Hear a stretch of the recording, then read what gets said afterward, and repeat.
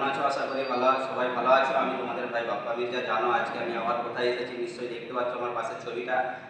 মানে যে রবিবার রাত্রি থেকে যে জার্নিটা আমরা শুরু করেছি, যে একটা প্রতিশ্রুতি, যে একটা মনের আশা, মনের মানে বেদনা, যে বহুত দিন থেকে বিরাজ করছিল, যে আশাটা পূরণ করার জন্য, সেই আশা পূরণ করার জন্য আজকে দুটো রাত কেটে গেছে, আজকে 3 দিনের রাতে পড়েছে।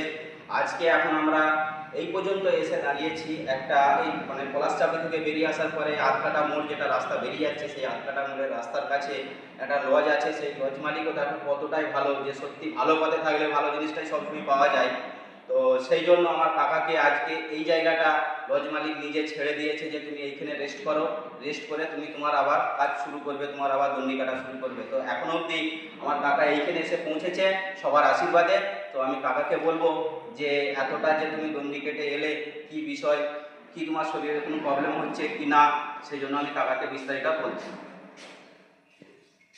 আমার প্রথম কথাই বলি, আমার পরম আরাধ্য দেবতা, পরম প্রেমময় ভোলা মহেশ্বরের অশেষ করুণায় বা আমার যে সঙ্গী সাথী বন্ধু বান্ধব দাদার সম্পর্ক যারা আমাকে অতি উৎসাহ দেওয়ার জন্য বা পরম প্রেমময় ভোলা মহেশ্বরের করুণায় আমি এত দূর পর্যন্ত এসেছি।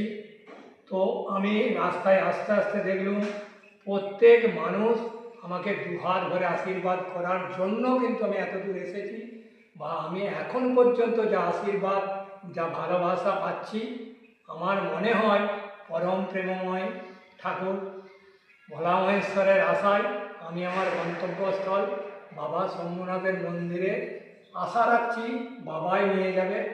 এই পর্যন্ত যে আমি আশা রাখছি আমার বাবা শম্ভুনাথের মন্দিরে যেয়ে পৌঁছাতে পারব। আর আমার দেশবাসীও বিশেষভাবে আমাকে উৎসাহ দিচ্ছে বা আমাকে সবাই আশীর্বাদ করছে। ফোনে যারা সব দেখছে তারাই আমাকে বলছে, আমি তো সবসময় ফোন ঘাঁটতে পারছি না, কিছু কিছু সময় আমি খুব টায়ার্ড হয়ে পড়ছি, সেই সময় আমার সঙ্গী সাথীরা এমনভাবে আমাকে সেবা শুশ্রূষা দিয়ে আমাকে উৎসাহিত করছে যে আমার মনোবল যা ছিল তার থেকে চতুর্গুণ বেড়ে যাচ্ছে। আর আমার